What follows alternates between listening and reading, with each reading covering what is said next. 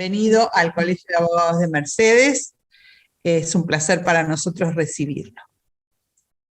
Muchas gracias, Patricia. Lo mismo de mi parte. Siempre es un gusto ser justamente, aparte de un integrante como cuerpo docente, un colegiado de la provincia y que un colegio me reciba nuevamente para llevar a cabo estas capacitaciones, obviamente en pos de la formación y permanente superación profesional que nos tenemos que obligar todos. Así que de mi parte, solamente aportar, por lo menos desde el conocimiento y la experiencia, herramientas para los profesionales aquí presentes y por supuesto también enriquecerme con el intercambio que ocurre. Así que, Patricia, extensivo a través de tu persona a las autoridades del colegio, por supuesto siempre al amigo Diego, además amigos docentes que ya han intervenido como los que intervendrán, y principalmente al doctor Mateo Laborde, que ocupó, y recién hablaba contigo, la presidencia, con el cual, bueno, me unió un trato casi diría bastante cercano, motivo de que uno también es de la zona oriundo como tal, recién hablábamos. Del Así interior. Interior. Todavía está en funciones, hasta el 31 de mayo todavía el doctor Laborde está en funciones. Perfecto, todavía le podemos reclamar el café pendiente. Totalmente. Así que bueno, hecho el agradecimiento, bárbaro, Patricia. Buenas tardes a todos.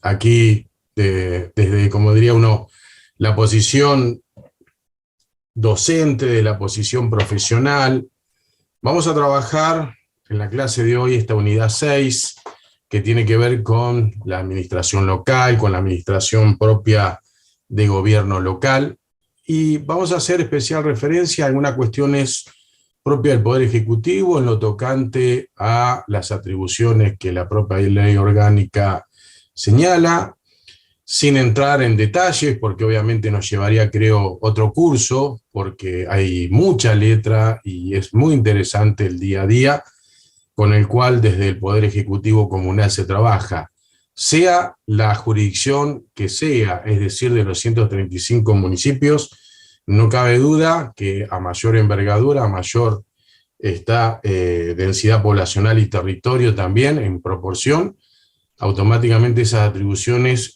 se convierten en un listado, hablo de las del régimen de la ley orgánica municipal, que serían meramente enunciativas, porque creo que el Poder Ejecutivo, en este caso local, tiene muchas tareas, muchas, ¿cómo decir en palabras? Más que obligaciones, deberes, que es justamente satisfacer las necesidades de aquellos que residen en el ámbito local, y no es tarea menor. Por supuesto acompañado con otro órgano legiferante, que es el Consejo Deliberante, y por lo tanto trabajar en conjunto, para mi visión mancomunada, para los efectos de concretar todas las normas, todas las acciones posibles, y trabajando, evitando justamente, como vamos a ver algunas cuestiones de conflictos que se dan en el marco de las atribuciones, concretar realmente lo que hace a la finalidad propia de su creación, constitución como tal, a partir del mandato constitucional. Bien, dicho esto, en primer lugar, quiero ubicarlos sobre la base de lo que nos toca hablar, que hoy sería ese Poder Ejecutivo, ese mandato justamente del gobierno local. Posiblemente hayan referenciado los colegas anteriores la cuestión de esta sección séptima, que no podemos olvidar porque, bueno, no ha tenido una reforma de acuerdo al mandato del artículo 123 de la Constitución Nacional, pero particularmente lo que a mí me interesa justamente ver es acá, ese artículo 190, donde habla de lo que hace a ese régimen municipal y que en definitiva, en algunas palabras que voy a subrayar del artículo, nos podemos ya empezar a posicionar, o por lo menos podemos tener el contexto en el cual podemos hablar de un gobierno local, de una administración local, y en este caso cómo se puede justamente empezar a entender el porqué de la importancia relevante del Poder Ejecutivo Comunal. En primer lugar, el artículo 190, lo repasamos rápidamente, habla que la administración de los intereses y servicios locales en la capital y cada uno de los partidos que formen la provincia estará a cargo de una municipalidad. Por lo tanto, hablar de intereses y servicios locales creo que nos lleva justamente a evaluar la importancia medular que tiene, en este caso, los municipios, pero principalmente aquel órgano, que en este caso es el Poder Ejecutivo, de ejecutar todas las políticas públicas, toda aquella agenda de políticas públicas que justamente satisfagan esos intereses y obviamente concreten los servicios como tal. En ese artículo 190 habla ya desde la composición misma del Departamento Ejecutivo. ¿Qué quiere decir con esto? Lo pone de manera unipersonal. Por lo tanto, la ley orgánica va a ser una ley que justamente va a definir cuáles justamente los requisitos, en todo caso, para el cual aquella persona que quiera ocupar este cargo pueda acceder o en definitiva debe cumplir para acceder al mismo y cuál es el procedimiento. Por otro lado, como decía recién, aparece en ese mismo artículo 190 lo que conocemos como ese órgano deliberativo y por lo tanto trabajarán de manera mancomunada, a mi entender, en pos de cumplir esos intereses y servicios locales. ¿Qué pasa con la ley orgánica municipal sobre la base de la propia Constitución actual? Bueno, esa LOM que todos conocemos y ustedes han venido escuchando, empieza a establecer una competencia en el marco provincial, que es lo que obviamente se critica de manera fundada por la doctrina municipalista y por la mayoría constitucionalista contemporánea, respecto a las atribuciones y responsabilidades de cada departamento. Por lo tanto, nuevamente la Constitución ya nos pone en contexto de cuáles serán las atribuciones como responsabilidades, sea del Poder Ejecutivo como del Poder Legiferante, en este caso atribuido al Consejo Deliberante. Y por lo tanto le va a conferir puntualmente las facultades o, en todo caso, como dije al principio, podríamos, según las tareas que lleva adelante por el propio fin por el cual se sostiene un Estado municipal, como se suele decir, automáticamente nos ubica en que debe tener las facultades necesarias para que ellos puedan atender eficazmente todos los intereses y servicios locales. Por lo tanto, en la conjugación de estos dos artículos, ya tenemos en claro de que la administración local estará a cargo de estos dos órganos, poderes, como hace una réplica en términos provinciales en su conformación, y, por supuesto, tendrá cada uno sus facultades, tendrá sus atribuciones, pero a su vez sus consecuentes responsabilidades. Dicho esto, me quiero ubicar en este decreto ley 6769, tan famoso producto de su alta vigencia, ¿no? Y cuando digo alta me refiero su prolongada, sería la palabra correcta, vigencia, en lo que tiene que ver con el artículo primero. Para mí siempre hace al objeto o ámbito de aplicación. Y en ese artículo primero habla del régimen municipal. Nuevamente, toma lo que señalaba del artículo 190 y 191 de la Constitución Provincial y nos tiene que ubicar a lo que en definitiva le es encargado como mandato constitucional a través del legislador en su clara posición de reglamentar estas atribuciones y o responsabilidades, donde define que la administración local de los partidos que forman la provincia estará a cargo de una municipalidad compuesta, un departamento ejecutivo desempeñado por un ciudadano con el título de intendente y un departamento deliberativo desempeñado por ciudadanos con el título de concejal. No son más que repetición de lo que claramente el 190 y 191 marcan constitucionalmente de lo que significa ese régimen municipal en el orden de la provincia de Buenos Aires. Ahora bien, ubicados ya en el Poder Ejecutivo local, es decir, en ese departamento, la palabra departamento la omito en cuanto a la aplicación porque no nos olvidemos que para aquella época la prevalencia del criterio de ente autárquico propio de una actividad administrativa en los municipios más allá de Rivademar y cierta evolución también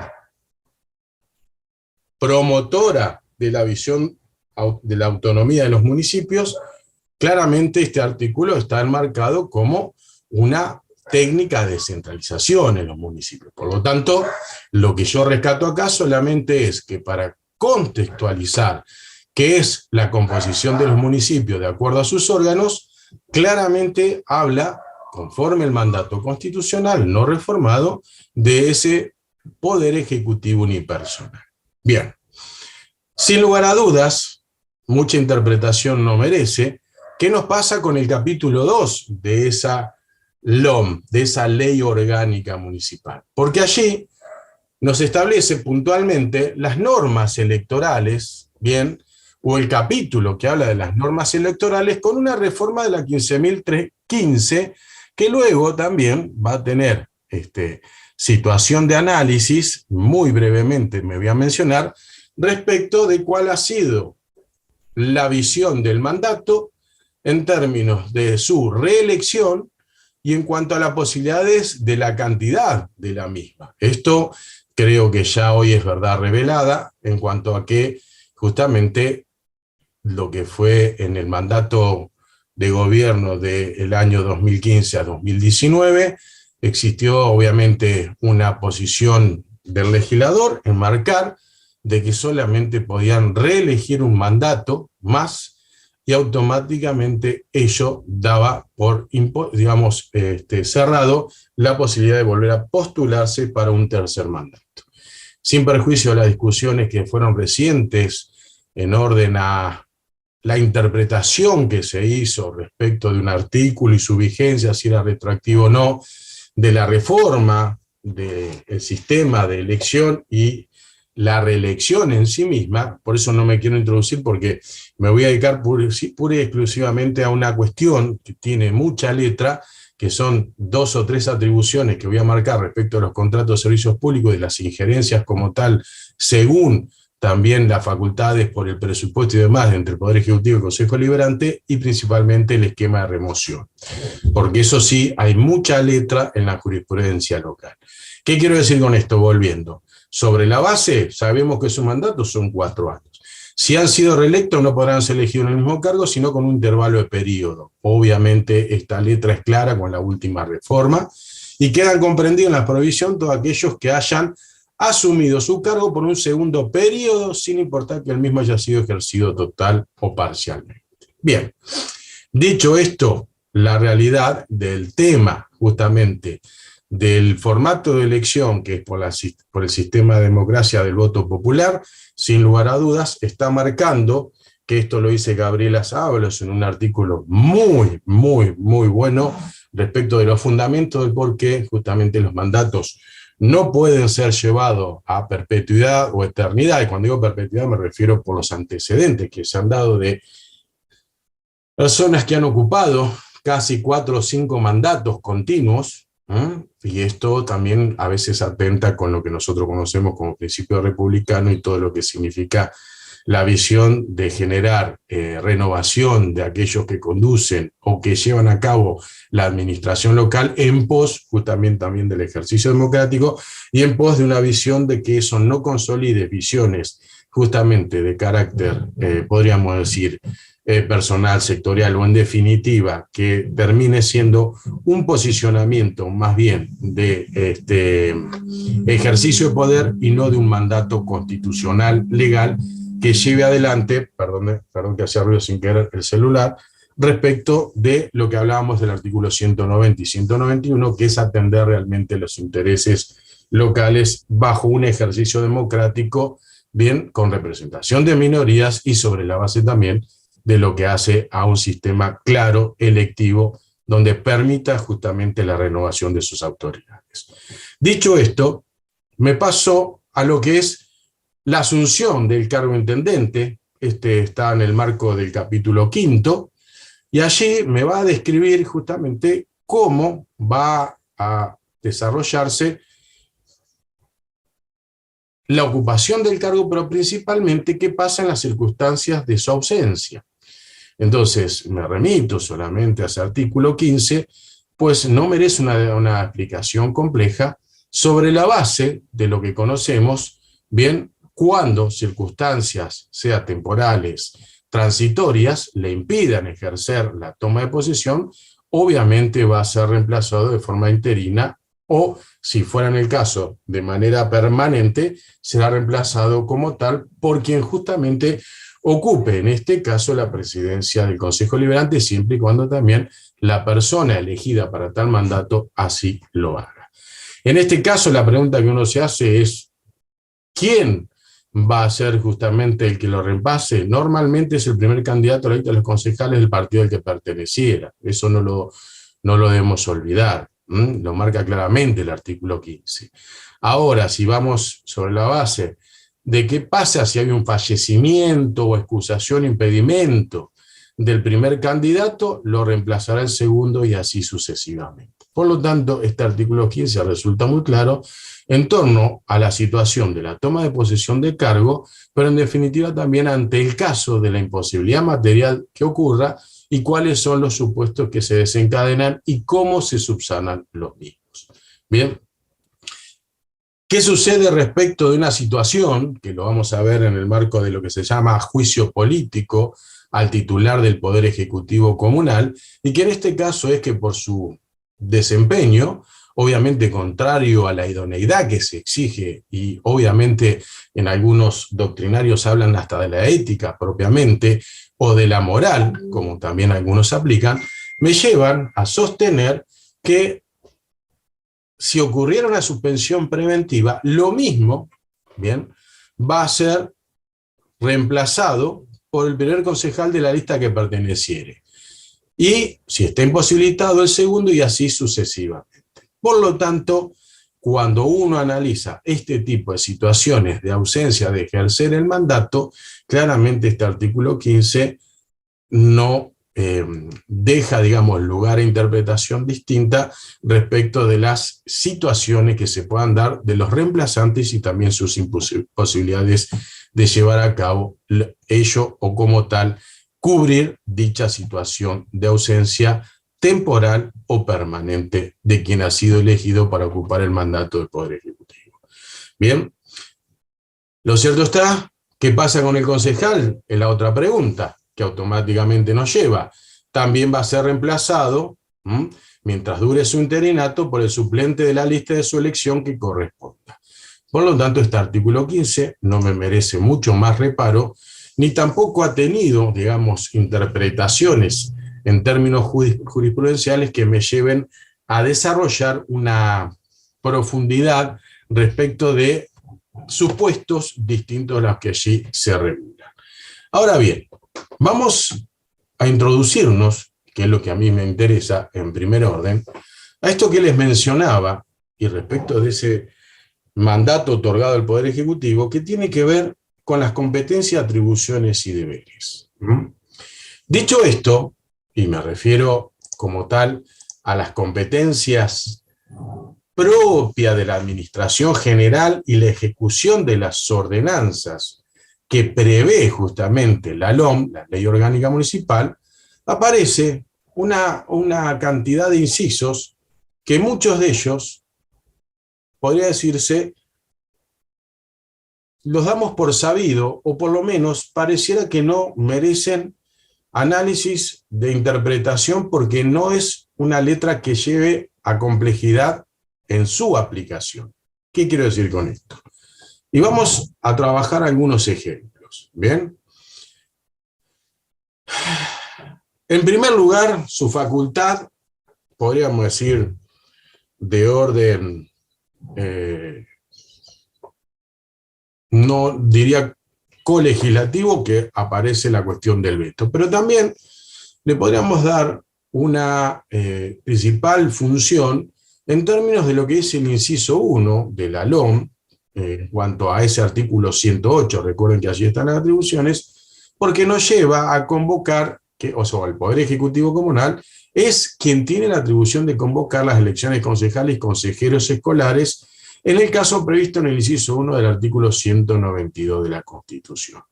Por lo tanto, siempre el llamado parte de la atribución del Poder Ejecutivo Comunal.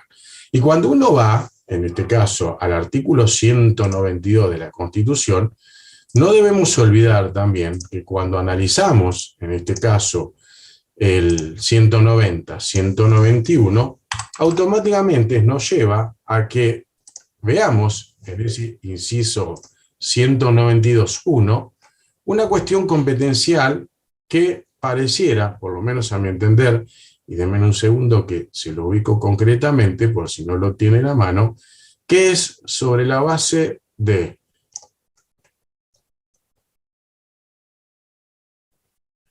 convocar a los electores del distrito para elegir municipales y consejos escolares con 15 días de anticipación por lo menos, cuando el Poder Ejecutivo dejara de transcurrir los términos legales sin hacerlo.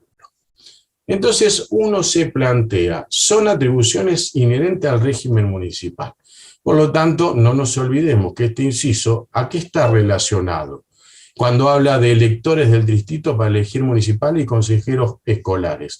Está hablando de un contexto que justamente tiene que ver a la época de la sanción y sobre la base de la situación de la primera vez del formato electivo.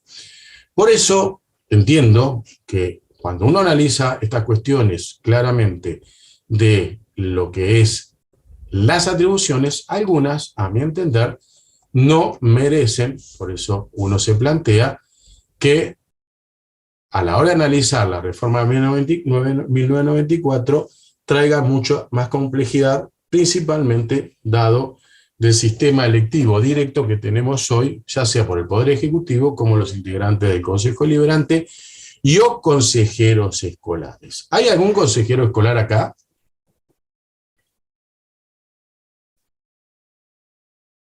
Pregunto por una cuestión de que muchas veces nadie. Bien, parece que los consejeros escolares brillan por su ausencia. ¿Por qué digo esto? Porque siempre planteé que la visión del municipio a la hora sobre la base de la atribución en materia educativa, porque creo, y que todos saben, la pregunta que uno se hace es, que tiene su respuesta, y a eso apunto, es que puede establecer un régimen municipal educativo sobre la base de someterse a la aplicación de las normas provinciales del municipio. Sí, claramente. Puede establecer, puede crear y organizar establecimientos educativos municipales. ¿Y por qué digo esto? Si bien los consejos escolares no van a tener una atribución pedagógica, van a tener una atribución administrativa, y que es claramente competencia en el territorio donde estén justamente constituidos, es decir, en cada municipio. Pero pareciera que a la hora de analizar la agenda política de aquellos que llevan a cabo el trabajo previo a las elecciones, es como que los consejeros escolares, o en definitiva el cargo, no vamos a referirnos a la persona de consejero escolar, automáticamente se convierte como un espacio a cubrir sobre la base de lo residual, y por lo menos eso a mi entender, es decir, no se le da la importancia de lo que significa, conforme el mandato constitucional de la provincia de Buenos Aires, a ese órgano desconcentrado que justamente tiene la competencia técnica, administrativa, territorial de la organización de los establecimientos educativos que justamente estén afincados, establecidos, o sea, estén ubicados, perdón de la palabra, en cada municipio. Lo cierto que cuando planteo esta pregunta es, no hay duda que también desde allí se puede trabajar sin injerencia sustancial, pero sí con propuestas donde se ve que a través del Poder Ejecutivo Comunal o el propio Consejo Deliberante en su visión del régimen educativo, porque las preguntas que le hago a ustedes, ¿hay secretaría o subsecretaría o dirección educativa en los municipios, sí o no? ¿Qué les parece? En sus plantas orgánicas, estructuras orgánicas. No deja de ser una atribución del Poder Ejecutivo. Todos me dicen que sí. ¿Y cuál es la función si los establecimientos son de las provincias? Y la enseñanza está trasladada de la nación a la provincia.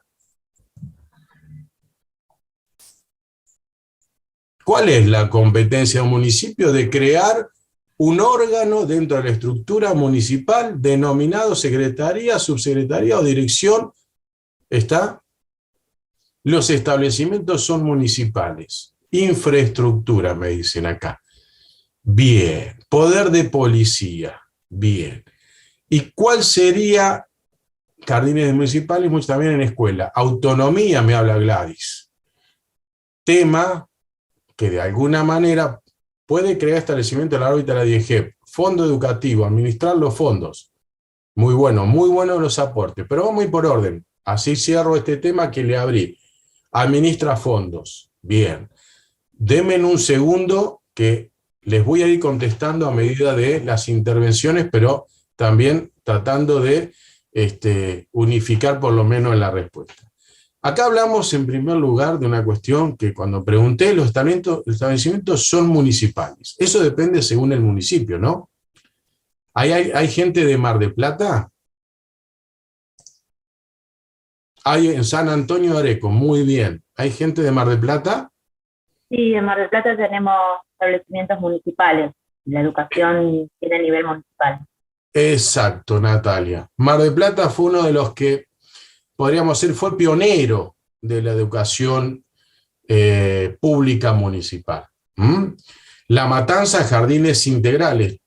La palabra jardines integrales, perdón, esperen, no se me adelanten, porque eso ya a veces entra en conceptos que habría que ver cómo justamente se van trabajando en pos de lo que también es la competencia provincial. San Antonio de Areco, establecimientos municipales. Bien, vamos por orden. Dijimos, para definir esto, ¿puede haber establecimientos educativos municipales? Sí, correcto. Esos establecimientos educativos municipales dependen pura y exclusivamente a nivel fondos, recursos, financieramente hablando, del patrimonio del municipio. Sí, correcto. ¿Quién supervisa la cuestión de los fondos o recursos, en este caso infraestructura, o también recursos humanos como tal? El municipio. Y la pregunta que les hago acá, ¿el consejo escolar tiene competencia o injerencia?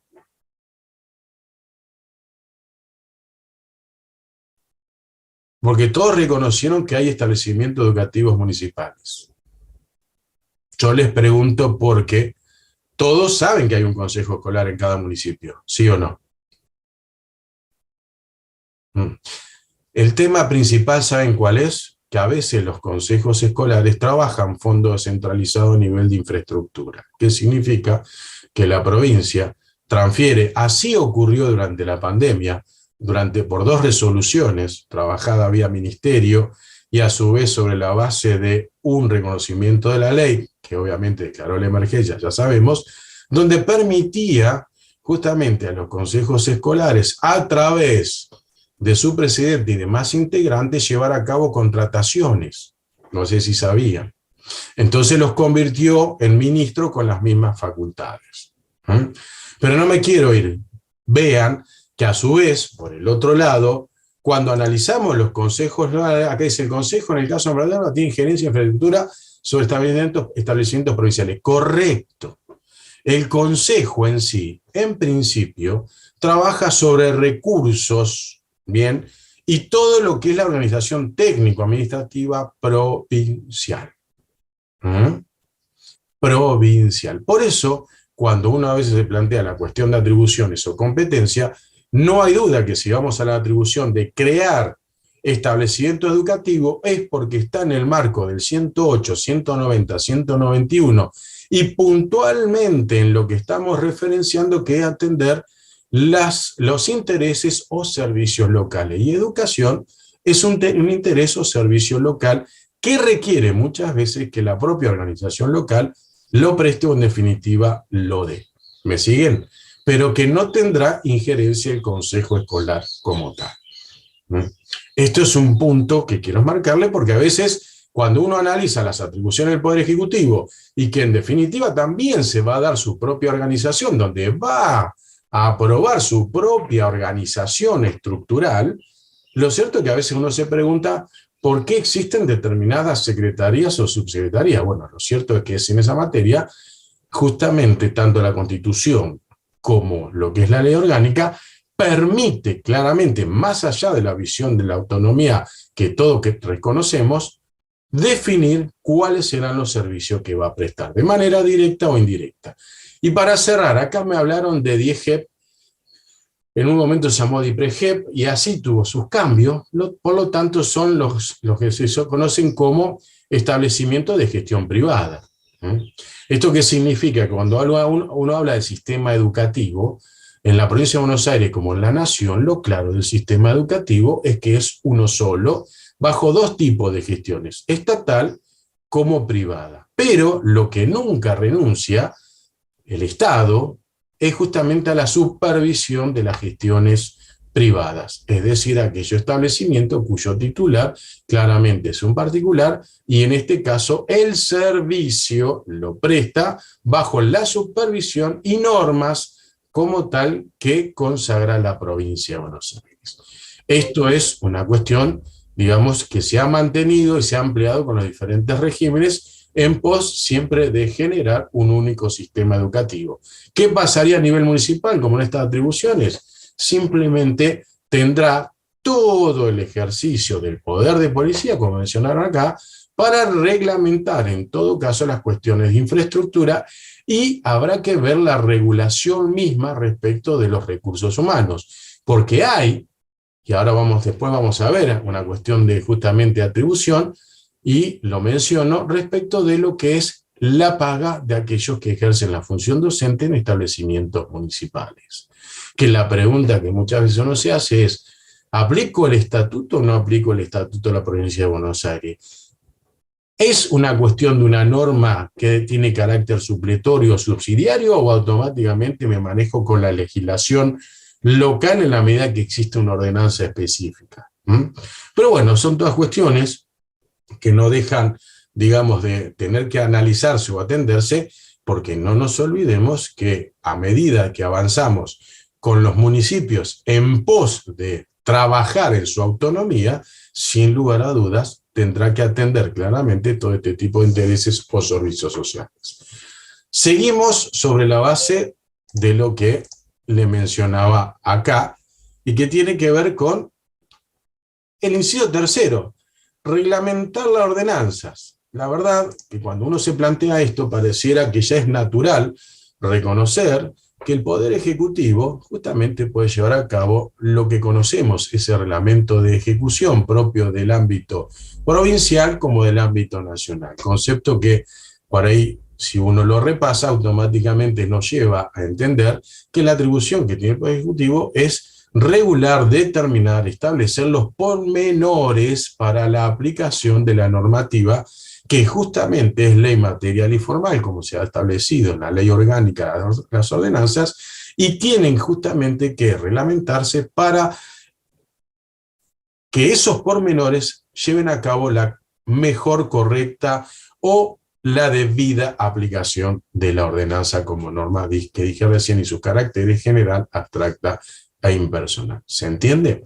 Por lo tanto, esta facultad reglamentaria es una reiteración propia de lo que conocemos en el ámbito constitucional a partir del artículo 144 en el Poder Ejecutivo Provincial y en el 99 en el ámbito nacional, sin entrar en detalles o en alcances, digamos, de esta atribución. Lo cierto que hay muchos decretos que claramente demuestran el ejercicio reglamentario del Poder Ejecutivo.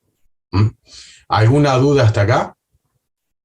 ¿Algún planteo, alguna inquietud, algún dato de realidad para compartir?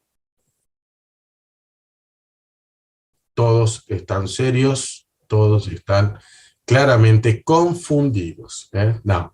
Lo cierto es que uno va ordenado, porque hay veces que uno puede hablar y empezar a trabajar de una visión doctrinal y jurisprudencial, pero como sabemos, si nosotros nos ubicamos en ese bloque de legalidad, y cuando muy bien dice la Suprema Corte, la ley es clara, ¿para qué hacerle decir a la ley lo que la ley no dice?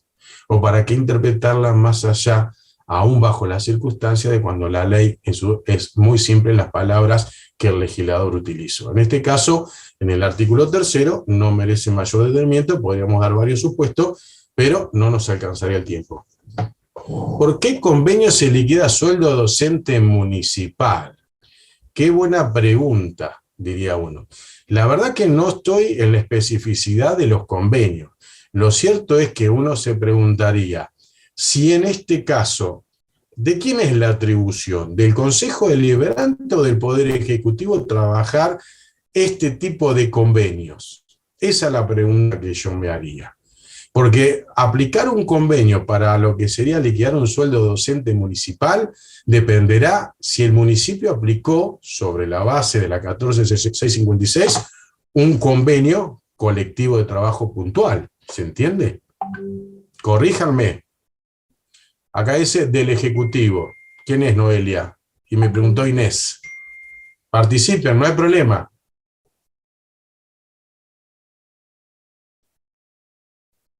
Inés, ¿no está Inés? Ahí está Inés, te escucho. Estás muteada. La consulta sería, o sea, si tiene la categoría de docente por convenio municipal, iría por ahí. Exactamente. Debería incorporarla si tengo educación municipal. Exactamente. Gracias. Este es el punto central. Ahora, no nos olvidemos que siempre ese convenio tiene que sostener las pautas constitucionales, ¿no? No tiene que haber lo que sería una retrocesión en la situación jurídica de los docentes, aún bajo la competencia que tienen los poderes municipales de regular la misma. Y acá me dice Noelia del Ejecutivo. Noelia, ¿a dónde apuntabas? A esto también no quiero dejar pasar las preguntas. ¿Está ahí Noelia?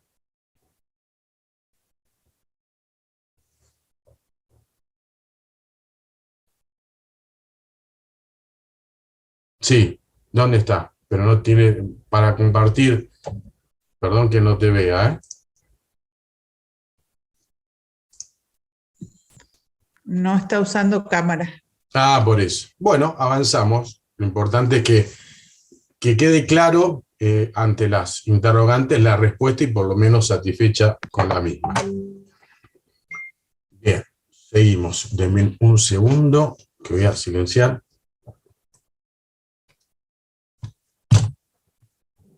Por orden. Bien, seguimos avanzando. En este caso,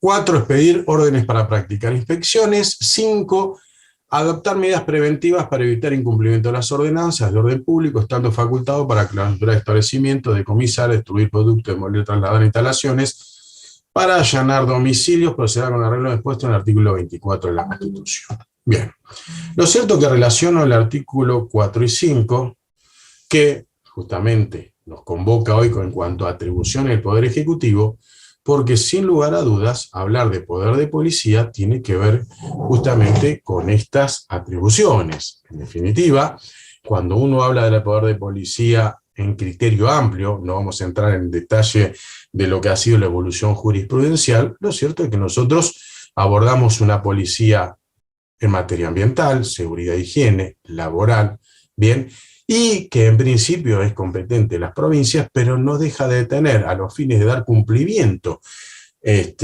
al mandato constitucional del poder policía local o municipal. ¿Qué quiero decir con esto?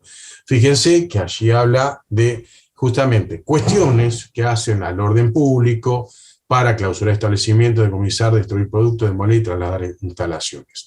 Donde nosotros encontramos una regulación dentro de la competencia ejercida en torno al Consejo Deliberante como tal, no tanto al Poder Ejecutivo, pero que lo habilita, entonces, en todo caso, al poder de coacción, si se transgredía el mismo, en los códigos, hoy denominados de convivencia, códigos denominados de justamente falta o contravenciones, ¿no? Que sabemos hay legislación provincial, legislación municipal, y que dichos códigos claramente habilitan a lo que son los municipios a llevar a cabo este tipo de atribuciones.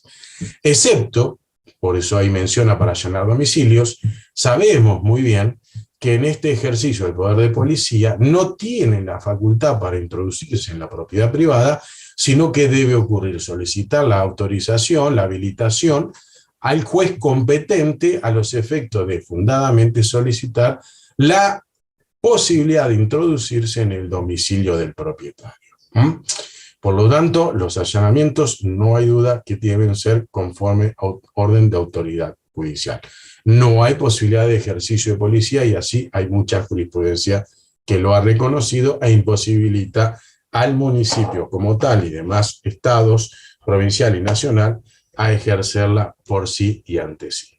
Bien, convocar al Consejo a sesiones extraordinarias y obviamente tenemos, si uno empieza en el detalle, que analizar las cuestiones de la participación del Poder Ejecutivo o sus secretarios para rendir cuentas, le llamo yo. No vamos a analizar la rendición de cuentas sobre la base del Tribunal de Cuentas. No sé si lo han visto o lo tocaron, pero lo siento acá es informar, hacer público y bajo el principio también que manda el mandato los mandatos convencionales, la transparencia de la actuación pública, propio de todo principio republicano de gobierno. Cuando hablamos de esta cuestión de asistir, la pregunta que uno se hace es si ustedes conocen que funcionarios, si bien no necesita ser claramente el intendente, asisten, según los convocados por el Consejo de Liberantes, a rendir cuenta, es decir, a emitir, pronunciarse mediante informes de cómo va su gestión o cómo, en definitiva, frente a un hecho particular o una situación particular, brinda las explicaciones para demostrar el porqué de su gestión. ¿Lo escuchan ustedes seguido esto? ¿Lo han visto? ¿Lo presenciaron? ¿O no se produce? ¿Qué les parece?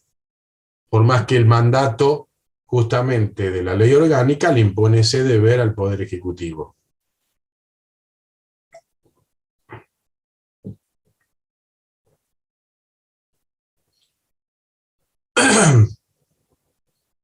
Interpelación, secretario algunas veces, dice Roberto. Bien. Pero lo cierto, otras el informe lo responden en comisión. Bien. Las mecánicas que ustedes mencionan ahí, sobre la base de que alguien integrante de la estructura del Poder Ejecutivo, la persona que integra los cuadros de la Administración Pública Municipal, en este caso dependiente del Poder Ejecutivo, según la materia de que se trate, bien, apunta a que en definitiva lleve adelante una explicación de cuál ha sido, en este caso, la gestión desarrollada o si hay una situación donde se reclama una participación exclusiva de, como dicen acá, Secretaría de Hacienda o Secretaría de Economía o en definitiva de Obras, sea ese funcionario el que puntualmente vaya y brinde las explicaciones, sea en el propio seno del Consejo bajo una sesión o en definitiva también se acerque, bien, sobre la base de lo que conocemos nosotros, el trabajo en comisiones. Pero lo cierto es que acá apunta puntualmente bajo lo que es una cuestión pública, porque las sesiones son públicas, las comisiones y su trabajo no necesariamente. Si bien puede decirse que toda labor de un funcionario o un edil es público, el trabajo en comisiones no necesariamente se desarrolla como una sesión o una convocatoria pública. ¿Se entiende? Por eso, puntualmente, los informes se deben brindar frente a el Consejo en sesión.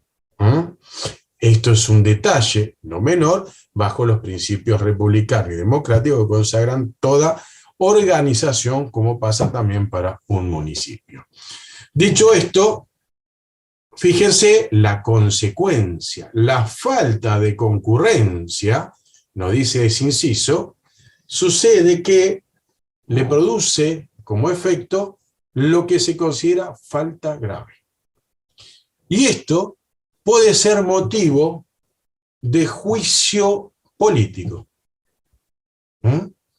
Por eso, esta introducción final que hago es, si no se brindan los informes, bajo la modalidad al menos que se pretende por la ley orgánica, o en su caso, que también el Consejo Deliberante considere como tal válida, puede dar, ante la ausencia de la intervención del Poder Ejecutivo, es decir, la falta de su presencia o de sus funcionarios, en lo que en definitiva, omitiendo suministrar justamente los informes requeridos en las materias competenciales que corresponden al Poder Ejecutivo en su estructura, la calificación de falta grave. Circunstancia no menor, a que vuelvo a repetir, después ya vamos a ver, están mencionadas dentro de las causales por la cual la falta grave puede ser motivo de evaluar lo que es justamente el inicio del juicio político. ¿Vamos bien hasta acá? Bien, el artículo 8º es una situación, diría, de orden interno y también de interacción entre los dos poderes, ya que dice comunicar al Ministerio de Gobierno las separaciones que se produzcan y los interinatos que se dispongan en su cargo, y en el Consejo Deliberante con fecha de iniciación y terminación de los plazos. Esto es una mecánica que permite saber quién justamente van a desempeñar cada función y en este caso validar justamente los periodos del mandato como tal. En definitiva, nos lleva ahora a otra atribución, este inciso, y que podríamos también tomar otra clase más, o varias, y que tiene que ver con la facultad del inciso 9, nombrar, aplicar medidas disciplinarias y disponer la cesantía de los empleados del Departamento Ejecutivo con arreglo a las leyes y ordenanzas sobre estabilidad del personal. Bien. Yo les pregunté si eran docentes, les pregunté o si eran consejeros escolares. Entiendo que algunos o varios son dependientes del municipio, ¿sí o no?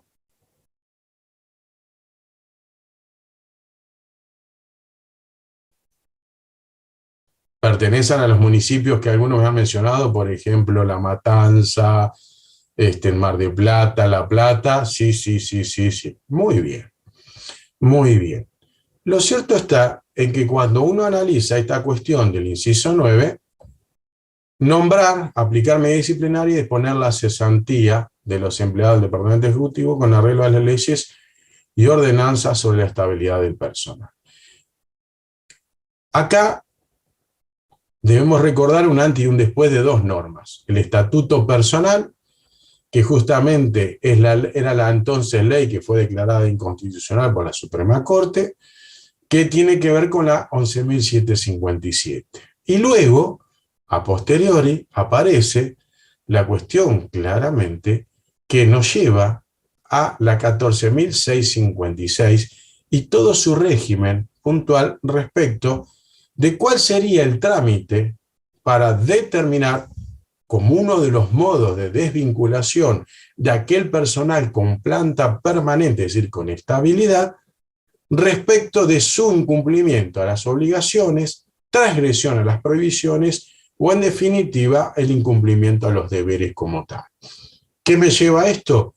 A establecer la definición de los conceptos propios de los procedimientos disciplinarios o los procedimientos denominados sumarios y que podríamos trabajar, por eso digo, no es para la fecha de hoy, sino puntualmente en dos cuestiones, la famosa información sumaria o la cuestión misma del sumario. Porque aquel personal de planta permanente, denominado como tal, y en el marco de la garantía del artículo 18, bien, de la Constitución Nacional y demás también de la Constitución Provincial, automáticamente esta facultad debe ejercerse con el ejercicio del debido proceso que se adjetiviza, en este caso, sobre la base de del tratamiento en particular de la situación y el ejercicio de defensa también como tal, por parte de aquel que está sometido a una investigación justamente respecto de su conducta y la responsabilidad que de la misma deriva frente a las normas. Es decir, no hay duda que para ejercer esta atribución debe cumplirse el procedimiento previsto en la 14.656. Pero acá viene otra cuestión. Y acá los introduzco en una visión que la hacemos muy por arriba, pero que ya hay también visión de jurisprudencia. Pero la pregunta que le hago, ¿qué pasa con el personal temporario? ¿Qué les parece? ¿Tiene que aplicarse un régimen semejante a un sumario?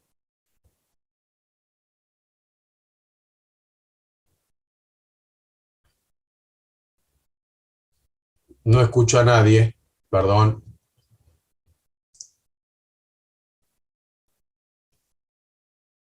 No, Natalia me dice, La Roca no. ¿Qué ocurre con la 14C56? ¿Alguien me puede puntualizar? Si no necesitamos el sumario, ¿qué le habilita la 14C56? Entonces al Poder Ejecutivo con el personal temporario.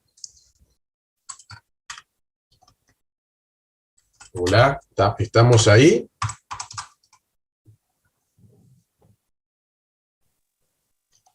Natalia.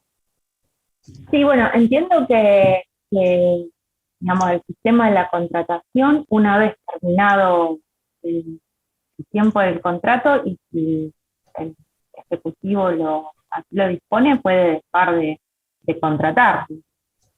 Bien. El planteo que cuando uno habla, que uno hace respecto del personal temporario, como menciona justamente Natalia, o como acá María Paz dice, lo puedes afectar por decreto, relación contractual por periodo de tiempo determinado. Bien. Lo cierto es que personal temporario apunta a eso, que la relación o vínculo laboral, en definitiva, quien está en esa condición sepa que está sujeto a esa situación provisional y por ende, frente a esa provisionalidad, también tiene un derecho precario porque no tiene la posibilidad de conseguir ¿qué? La estabilidad como tal. Dicho esto, sin entrar en una visión jurisprudencial, lo cierto es que cuando uno analiza estas cuestiones propias de lo que nos lleva a nosotros al personal de planta temporaria, hay que ubicarse en el famoso artículo 111, ¿bien? Y por lo tanto allí me define, en la 14.656, qué se entiende por personal de planta temporaria. Y en este caso, si uno lo plantea como cuestión de las facultades del intendente, fíjense en el artículo 18, anótenlo, claramente nos menciona que el personal temporario podrá ser dado de baja cuando razones de servicio así lo aconsejen, o cuando incurran abandono de cargo sin causa justificada. No nos metemos en el abandono de cargo, pero nos metemos o nos introducimos cuando razones de servicio así lo aconsejen.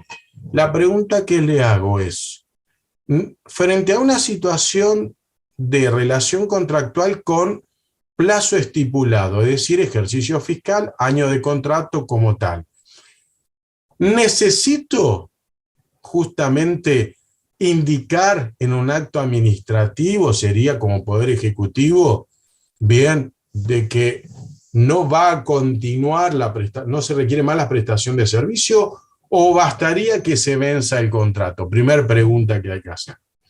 2. Cuando habla en este artículo 118, podrá ser dado de baja cuando razones de servicio así lo aconsejen. ¿Basta señalar este artículo 118 o hay que agregarle la famosa motivación, el elemento esencial que prevé justamente el 108 de la ordenanza 267/80 y que tiene sostenida jurisprudencia de cuáles son las razones, el por qué, el para qué, en definitiva se sostiene la decisión, es decir, que ese recurso ya no es justamente imprescindible o no es necesario? ¿Me siguen? ¿Qué les parece ahí? ¿Es necesario esto o bastaría, en un primer lugar, terminada la relación contractual, con un contrato formalizado, por supuesto, tener en claro de que en este caso me basta a mí su finalización? Y por el otro, si quiero dar de baja la relación como tal, le comunico el acto administrativo fundado solamente en razones de servicio, mencionando el artículo 118 como antecedente de causa, el antecedente de derecho de la causa, del acto administrativo, y ya con eso estaría claramente legítimo, por lo tanto no sería pasible en principio y visto así rápidamente de un planteo de nulidad. ¿Qué les parece? Es decir, está a tiro de decreto, me encantó. A tiro de decreto está espectacular porque es verdad, más precario imposible. Yo lo que he visto es que aunque se haya tirado el plazo, igual se le notifica de la no renovación. Perfecto. Esa es una mecánica más, no solamente humana, vamos a decirlo así, sino más ajustada a derecho, ya que podría claramente evitar que la persona de manera intempestiva, de manera sorpresiva, entienda que su situación laboral ya ha fenecido con fecha, digamos, inmediata o misma fecha de vencimiento del contrato. ¿Se entiende? Por lo tanto, podríamos hacer jugar en favor de lo que sería también el cumplimiento del mandato constitucional, que en este caso podría comunicar que a la fecha del vencimiento no se continuará con la prestación de sus servicios, sino se requerirá la continuidad de la prestación de sus servicios. Por el otro lado, dice, muy bien, plazo vencido no requiere acto administrativo. Es cierto, si está claro, no requiere. Pero ¿qué pasa? La modalidad, ¿saben qué es? No conozco muchas municipalidades en detalle, pero muchas veces automáticamente invitan a trabajar a la gente, se incorpora a la gente y automáticamente empieza como personal temporario. Pero ese personal temporario recién se entera que es como tal y bajo las condiciones que le corresponden a partir de ver un recibo de sueldo donde indica su situación, pero nunca un acto administrativo. Y después cuando cesa, automáticamente solamente le comunican que no van a seguir con sus servicios, pero no hay un acto administrativo como tal. Entonces, estas situaciones por la jurisprudencia, de cierta manera, ha sido analizada en pos de que al menos en el criterio de la motivación del accionar estatal, recuerden, propio de todo acto administrativo, se comunique al menos con antelación y en segundo, si se le da de baja de manera antedatada a la fecha del vencimiento, se explique el por qué no se continúa con sus servicios. ¿Ya está? Es decir, se motive la comunicación de la baja por razones de servicio. No basta la simple palabra como tal. ¿Me siguieron? Sí. Esto es obviamente siempre una visión más bien protectoria de aquel derecho que lo que dice la Constitución, la palabra ahora es trabajador del ámbito público o de la administración pública. Acá dice la motivación suele ser vaga, pero evita se recurre al acto que da por finalizado. Claro, muchas veces puede ser vaga, ambigua o escasa. Bien, pero lo cierto es que hay que dar razones, cuanto más autosuficiente, mejor. Dicho esto, eso son cuestiones de práctica, ¿no? Como se suele decir. Podemos avanzar que en definitiva no necesitamos ni sumario, ni tampoco información sumaria. Ahora, sí puedo aplicar bajo el propio concepto de lo que se denomina palabra sumario administrativo y no disciplinario para la doctrina, sin entrar en una cuestión semántica ni terminológica, en por lo menos si es una persona, vamos a decir así, que no cumple con sus deberes y por lo tanto también transgrede las previsiones propias de su régimen laboral, automáticamente con esa información ser el soporte de la decisión de la baja, ¿sí o no? Bien, por el incumplimiento de sus propias obligaciones. Por lo tanto, este es uno de los mecanismos que en algunos casos, por los distintos órganos donde pasan los recursos humanos, se ha utilizado, y en otros, lamentablemente, carece o hay una ausencia clara respecto de esta situación, y a veces se pone, digamos, difícil evaluar la baja como tal. ¿Alguna pregunta en este inciso?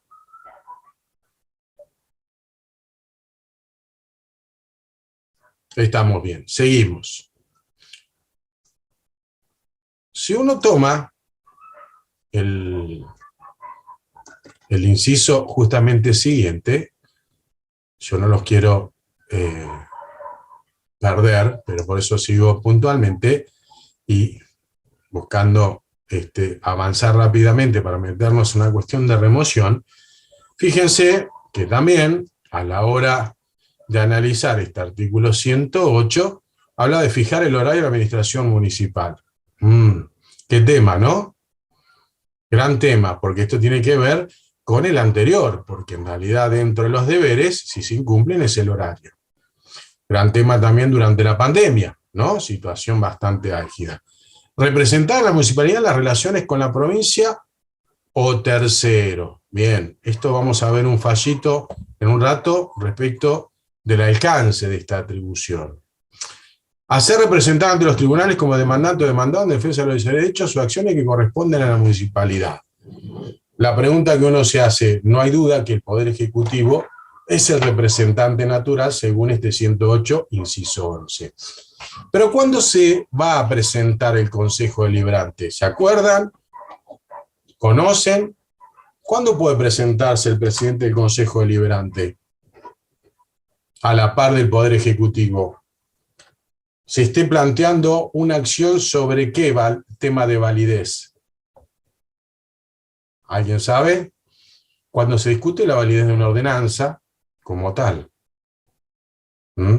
Y en este caso principalmente se lleva adelante aún con sostenimiento de su inconstitucionalidad. Esto lo prevé la ley 12.008, que es la del Fuero Contencioso Administrativo, y que justamente bajo el esquema de los procedimientos especiales que se discuta la legitimidad de la norma, no solamente se va a citar al Poder Ejecutivo, emisor del acto de promulgación de la ordenanza, sino también a quien justamente tiene la competencia natural, que es al Consejo Deliberante, al presidente, para que brinde el informe correspondiente. Uno se pregunta, ¿este requisito es obligatorio? Sí, por el régimen de la ley 12.008 es obligatorio. ¿Se puede omitir? No. Bien, no se puede omitir. ¿Se puede excusar o fundar la falta de respuesta del Poder Ejecutivo por la falta de notificación del Consejo Deliberante? No, porque por este inciso es el representante natural. ¿Me siguieron la diferencia? Bien. Fíjense que luego, bueno, habla de licencia, el inciso 13, 14, ya vamos a ver, celebrar contratos, hay unos fallitos que traje, fijar viáticos del personal en comisión, todo un tema, siempre fue esta cuestión, y luego aparecen cuestiones de función, digamos, colegislativa, se les llamaría yo, o de naturaleza semejante respecto de abrir las sesiones ordinarias, llevar a cabo las recomendaciones correspondientes por ante el Consejo Deliberante a fin de dar tratamientos a las incumbencias de los intereses o necesidades justamente que se presentan, y siempre me planteo la cuestión, que también daría para otra clase, fíjense que es confeccionar el boletín oficial municipal en que deban publicarse las ordenanzas del Consejo, decretos y resoluciones que dicten las autoridades del gobierno municipal. Le hago una pregunta. ¿Cómo ven esta atribución? ¿Se cumple? ¿Se cumple a medias, si se quiere? Como me dijeron hoy, a tiro de, le digo a medias. ¿No se cumple? ¿Cuál es la experiencia de ustedes con el tema del boletín municipal? A medias, dice Inés. ¿Alguien más? Lo cierto es que esta cuestión a destiempo, justamente iba a apuntalar eso, de que en realidad tiene un desfasaje temporal importante, ¿bien? Porque muchas veces, hasta a veces se ha aplicado ordenanza, principalmente, algo es algo, tiene razón Eva, publica versiones tractadas, solo un índice, es correcto, lo que dice Inés, sí, a destiempo, no hay duda.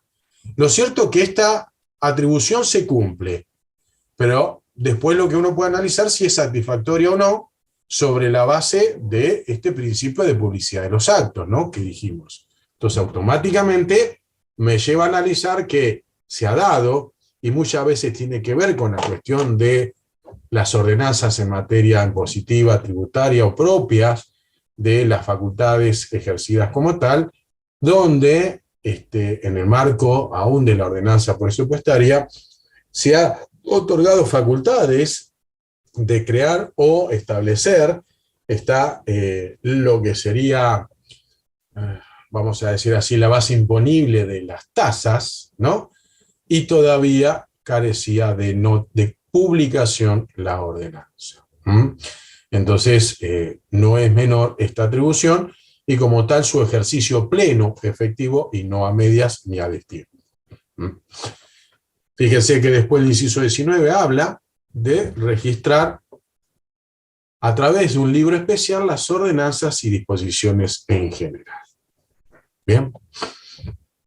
Bueno, vamos a ir después al punto B sobre finanzas, pero lo vamos a trabajar con alguna jurisprudencia porque veo que ya son 16 y 20, y después, por último, también sobre servicios públicos en el marco del 131, también una jurisprudencia vamos a abordar. ¿Me siguen? Ahora sí, aguárdenme un segundo que vamos a tratar esta jurisprudencia que me interesa justamente atender con ustedes.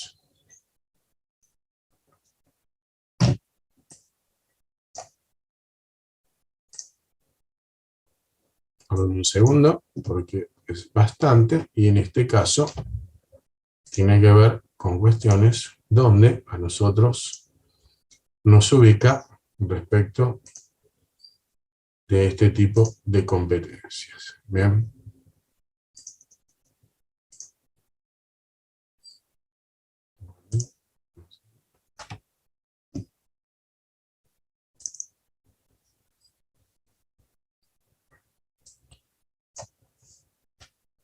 Previo a llevarlos a esta cuestión competencial, en el ejercicio de atribuciones y principalmente lo ocurrido en esta jurisprudencia que vamos a analizar, recuerden que cuando se producen conflictos internos, la propia Constitución como la ley orgánica prevén un mecanismo de resolución de los mismos, obviamente interno entre los órganos municipales, que es el conflicto de poderes, previsto en el artículo 196 de la Constitución de la Provincia de Buenos Aires y regulado también por el Código Procesal Civil y Comercial de la Provincia de Buenos Aires. Bien, fíjense una cuestión que les traigo acá, que fue resuelta por la Suprema Corte en el año 2018, diciembre de 2018, es la causa Departamento Ejecutivo de la Municipalidad de General Pueyrredón contra Consejo Deliberante de la Municipalidad de General Pueyrredón sobre conflicto de competencia, justamente causa 75662. Para los que quieran ir anotando, bien, esta causa B75662 de la Suprema Corte. ¿Cuál era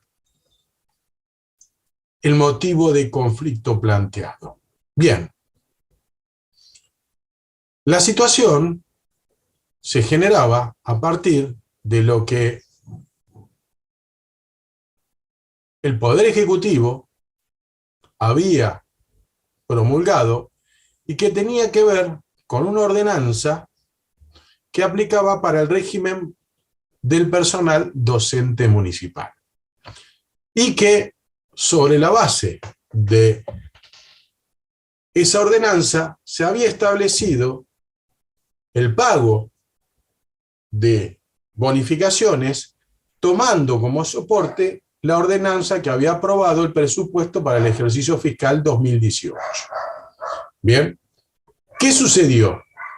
¿Cuál era la discusión que obviamente atendía en este caso? Lo cierto es que sobre el criterio utilizado por el Poder Ejecutivo respecto de lo que era una cuestión de reconocimiento de ciertas bonificaciones para el personal docente, había una irregularidad en dichas ordenanzas que automáticamente llevaba a analizar si las mismas se ajustaban al marco aprobado previamente. ¿Qué significa el marco? A la ordenanza 20.760 y modificatorias.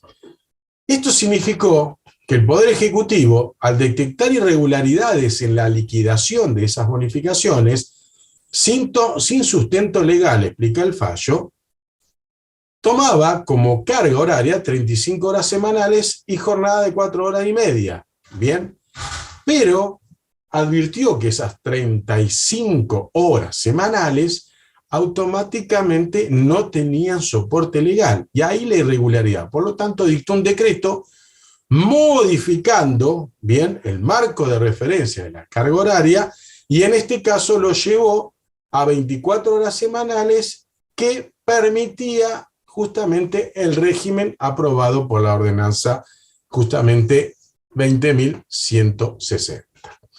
¿Qué sucedió? El hecho es que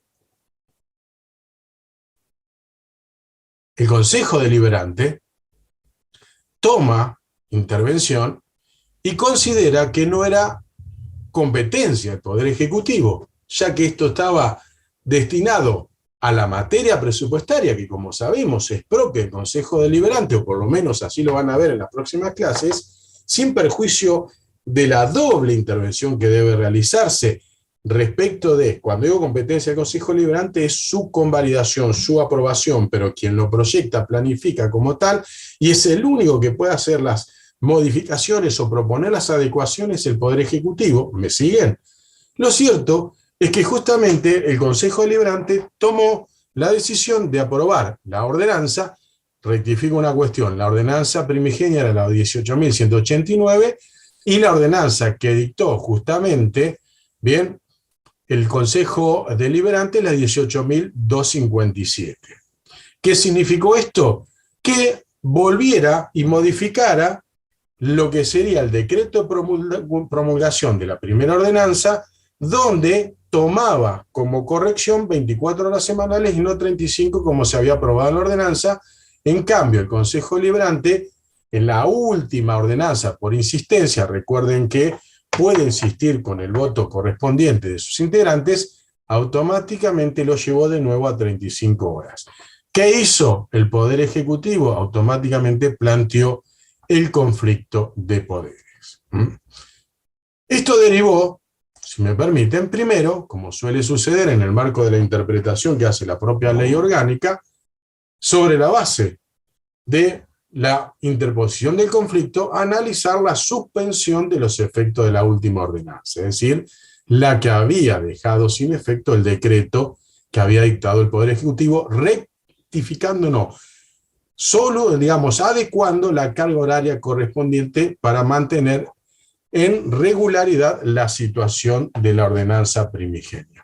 O sea que cuando promulga, veta, y al vetar ese artículo y establecer este mantenimiento de la carga semanal horaria, subsana la deficiencia de la ordenanza, pero el Consejo Deliberante, reitero, no lo tomó y sancionó una ordenanza aplicando nuevamente el criterio de 35 horas semanales. La visión de la Corte fue otorgarle la suspensión cautelar, partiendo de la base de lo que acá les voy a mencionar y que tiene que ver con la visión justamente en torno a lo presupuestario financiero. Y en este caso, automáticamente llevó, bien, a analizar luego, en lo que refiere a justamente la visión de la suspensión de los efectos de la ordenanza, perdón, que cuando se tomó la situación de la interposición del conflicto, advirtieron que la visión propuesta, mejor dicho, la letra propuesta por el Consejo Deliberante, modificaba sustancialmente el presupuesto ya consolidado y aprobado del año 2018. Y eso era una clara injerencia de una atribución que no le era propia del Consejo Deliberante, sino que, como mucha letra viene diciendo la Suprema Corte, toda modificación o adecuación al presupuesto es facultad del Poder Ejecutivo Comunal. Bien, para luego ser tratada por el Consejo Deliberante solicitar en todo caso las explicaciones o proponer las modificaciones y en ese caso darle trámite según lo que conocemos, respecto de su promulgación o respecto de mantener justamente su posición conforme el voto respectivo. Dicho esto, al suspender por manda cautelar, la pregunta que uno se hace es ¿cómo terminó este caso? ¿Reconoció en sentencia definitiva la atribución del Poder Ejecutivo como adelantó en la manda cautelar? Ya les digo el número de la causa. Sí, así la leen bien, porque tiene que ver con la interpretación de dos ordenanzas y la competencia propia del Poder Ejecutivo al promulgar la misma, pero vetar parcialmente un articulado. Es la causa 75662 de la Suprema Corte, Departamento Ejecutivo de la Municipalidad de General Pueyrredón, Consejo Deliberante de la Municipalidad de General Pueyrredón. Bien, conflicto de competencia. ¿Se entendió? Por favor. Lo cierto es que al final, pasado casi un año y moneda, la cuestión se volvió abstracta, porque el Poder Ejecutivo al año siguiente modificó nuevamente la cuestión del presupuesto y quedó atendida la situación de conflicto como tal. Pero lo que no hay duda es que toda intervención del Consejo es a los efectos de la aprobación o propuesta de modificación o adecuaciones que correspondan, pero siempre tiene que darle intervención al Poder Ejecutivo si tiene como preexistente un presupuesto aprobado para el ejercicio fiscal.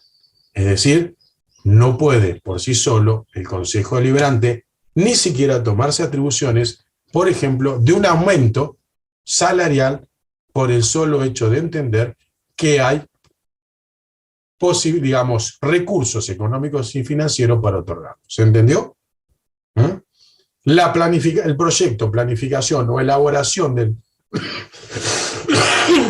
presupuesto está en manos del Poder Ejecutivo.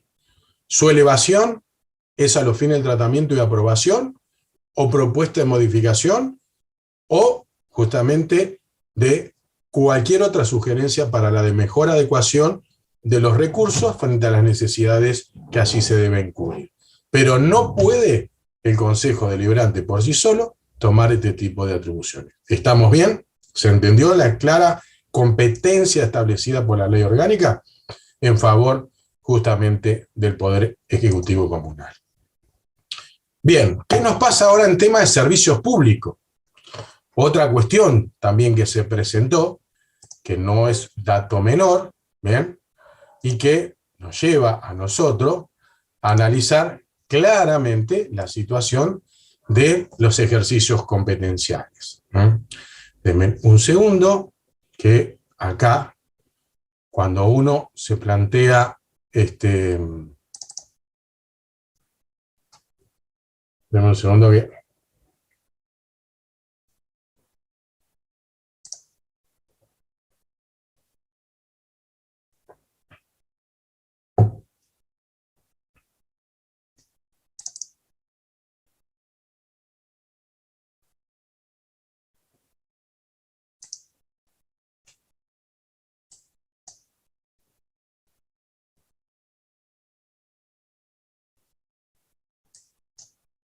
Ahí estoy buscando el otro fallo, cosa de compartírselos también.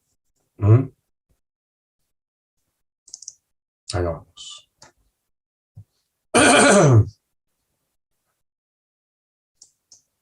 Fíjense, otra cuestión que se nos presenta. Fallo B74705. ¿Anotaron? De la Suprema Corte. Intendente Municipal de Villa Gesell contra Consejo Deliberante de Villa Gesell, conflicto del artículo 196 y 261 de la Ley Orgánica Municipal.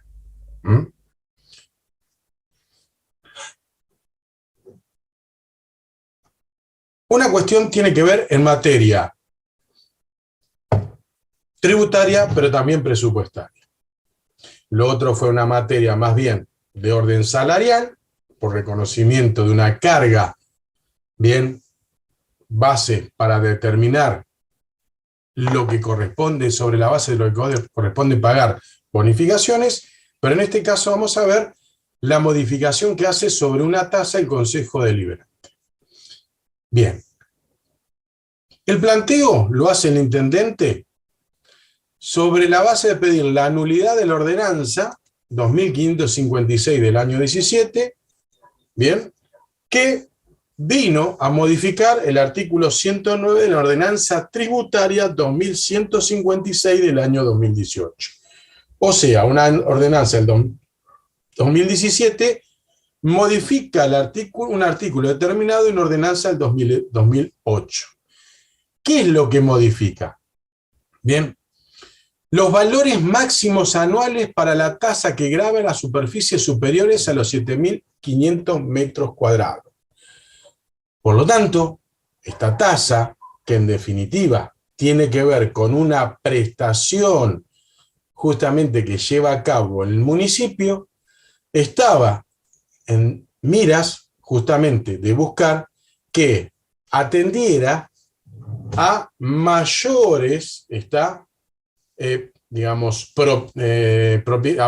mayores superficies de aquellos propietarios cuya titularidad se reconozca. ¿Qué significa? Antes, la ordenanza anterior hablaba de 2.500 metros cuadrados.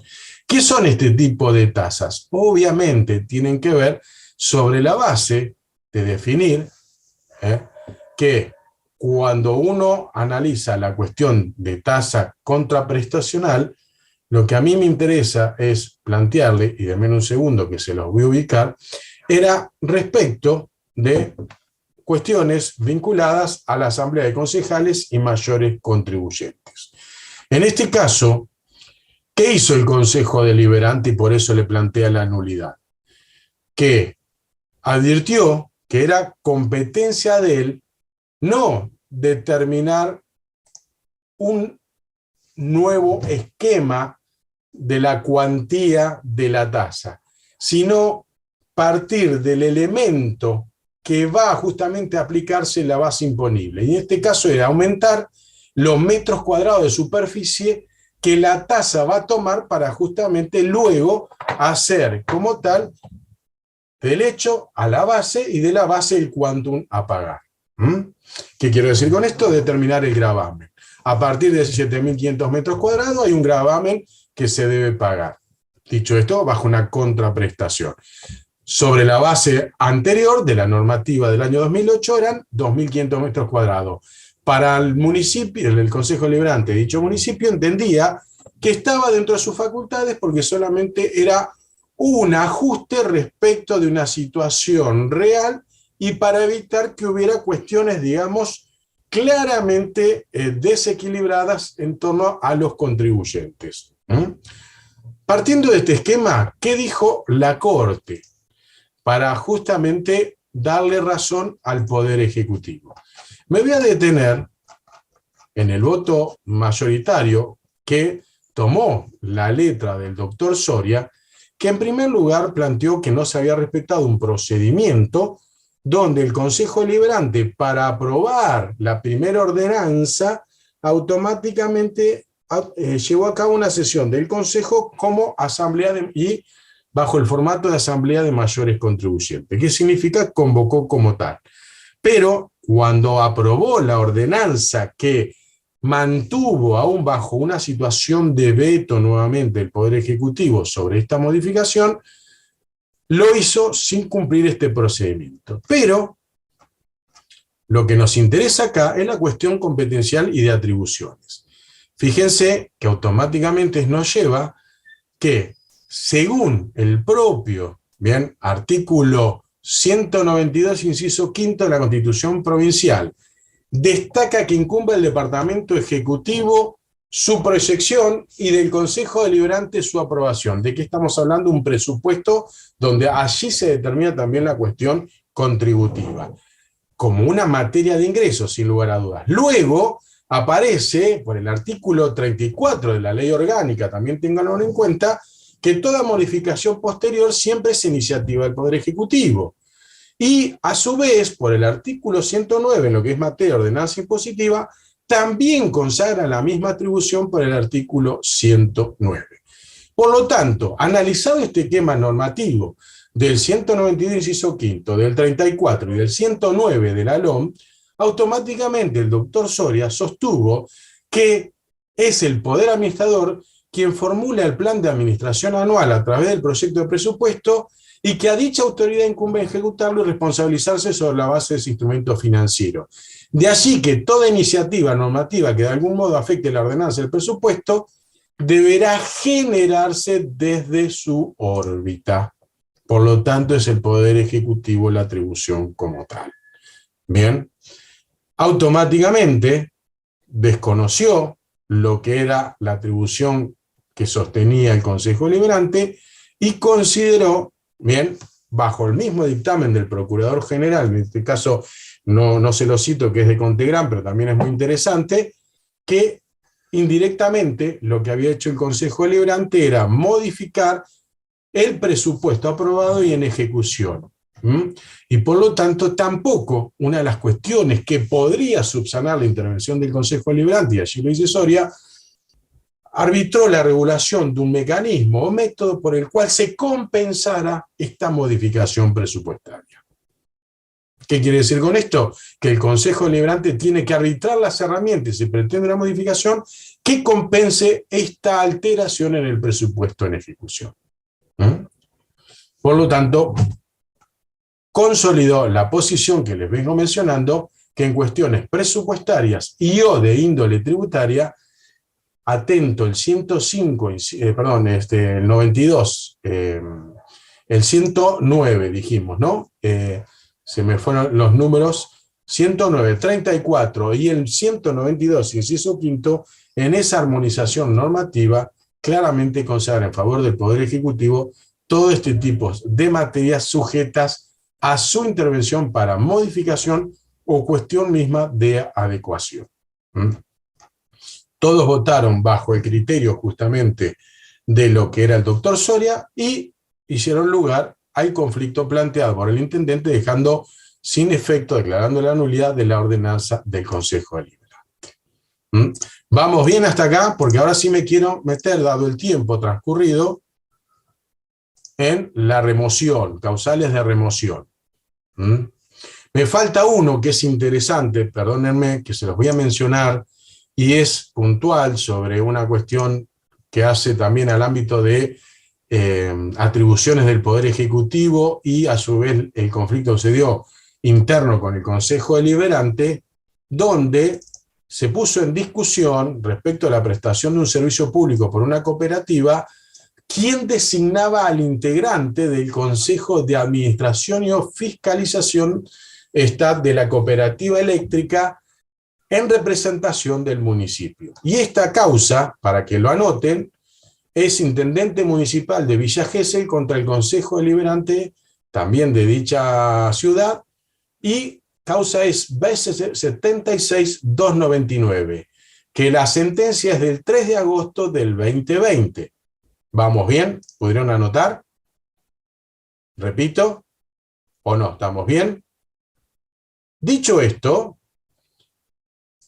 la discusión pasaba acá bajo una interpretación de la ley del régimen provincial eléctrico, porque la cuestión acá pasaba de que esa cooperativa prestaba justamente un servicio eléctrico de crédito, vivienda y otros servicios públicos, pero que en definitiva la discusión pasaba sobre la materia principal, que era el servicio eléctrico.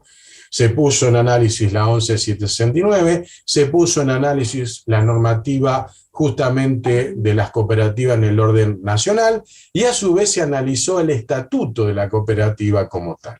Lo cierto que en virtud de la interpretación que hicieron de las normas, principalmente cuando apuntamos a lo que era el análisis respecto de la competencia del Consejo Deliberante, la Corte fue muy clara que lo que ocurría en este caso, ¿bien?, es justamente la intervención del Consejo Deliberante que no tenía atribución establecida para designar al representante en la cooperativa, ya que como tal no estaba establecido en la ley orgánica. Fíjense partes del voto del doctor Genú, que justamente acá les resalto, y que en este caso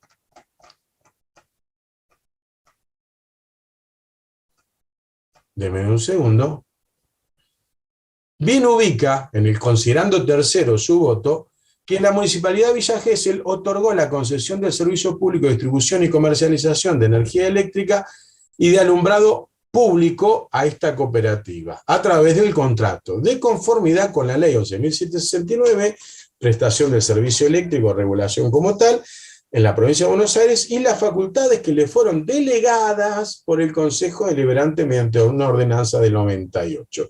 Fíjense que ya la propia relación contractual en la prestación del servicio era una facultad ejercida por el intendente por la propia delegación hecha del órgano del legiferante, es decir, por el honorable Consejo Deliberante.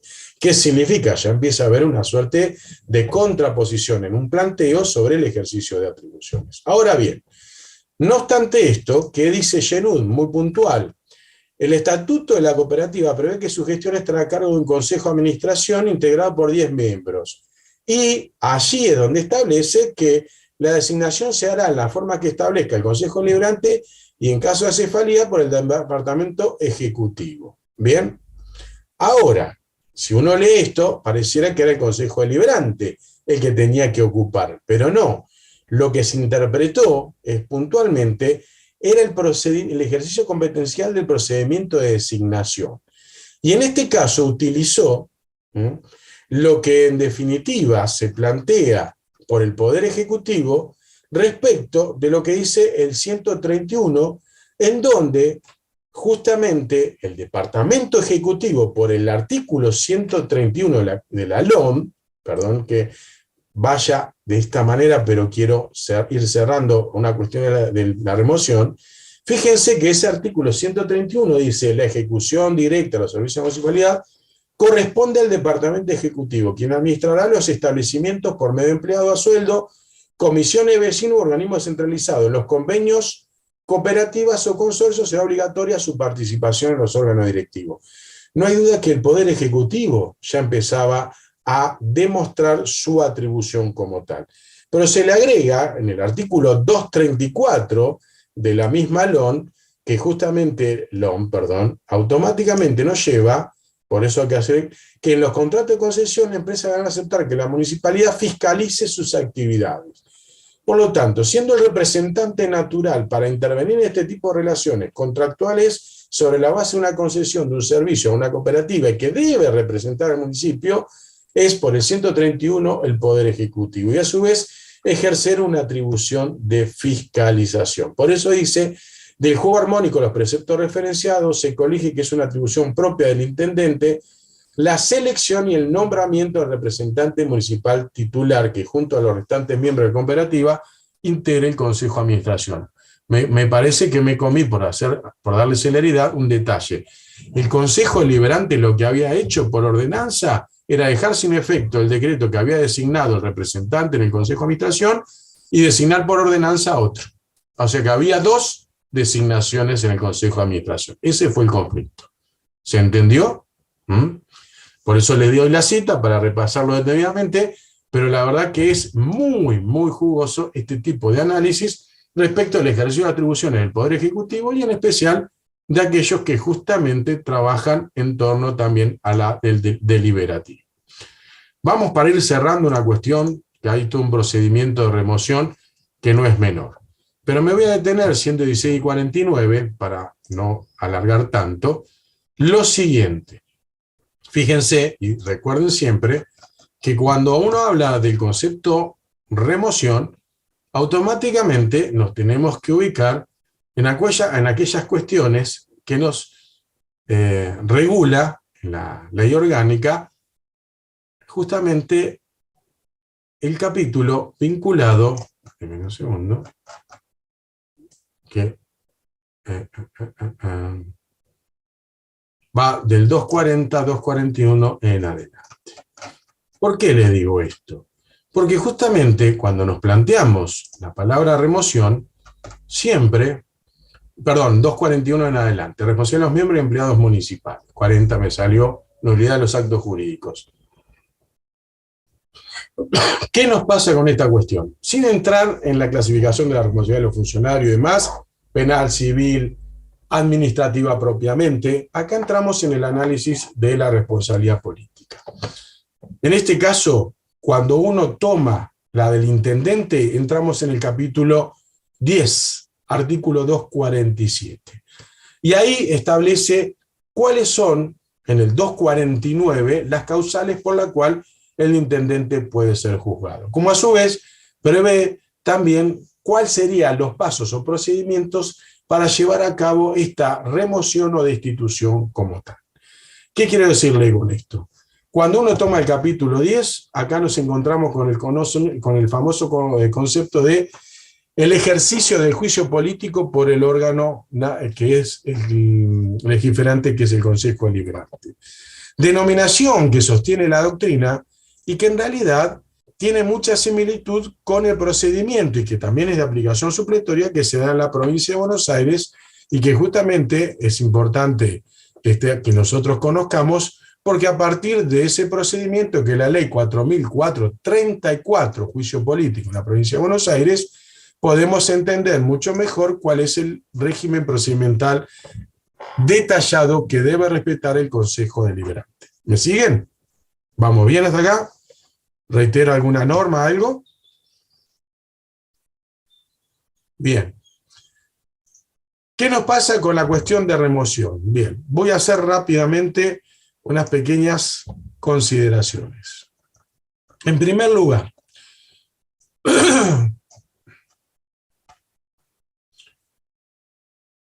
debemos recordar que el Consejo Deliberante va a actuar e intervenir juzgando la conducta del intendente sobre la base de una comisión investigadora de los hechos. En este caso, es una integración parcial porque la final se va a dar en el propio seno del Consejo cuando se tenga que reunir a los efectos de tomar la decisión si justamente destituye o no, es decir, si hay sanción o no hay sanción como tal. Dicho esto, el trámite es una denuncia, la denuncia puede ser presentada por cualquier ciudadano, acá no hay discusión de legitimación, lo que sí muchas veces se pide, al menos, ciertos requisitos que tienen que ver con lo que particularmente es los datos del denunciante, los hechos, la prueba, propio de cualquier denuncia que tenga sostén o fundamentación respecto a su procedencia, es decir, darle admisibilidad para el trámite como tal, no procedencia sustancial, sino admisibilidad en lo que hace a generar una investigación de la conducta, en este caso del intendente. Cuando uno se plantea si en este caso la comisión investigadora cómo debe estar conformada, es la cuarta parte de lo que hace al Consejo Deliberante y tiene que estar representado todos los bloques justamente que hacen al oficialismo como a la oposición. Integrar esa comisión tiene un plazo determinado por la propia ley para llevar a cabo que la investigación. Elementos probatorios, todos, salvo las cuestiones propias de generar un allanamiento a un domicilio, como dije hoy, que deberá requerirse al juez competente como tal.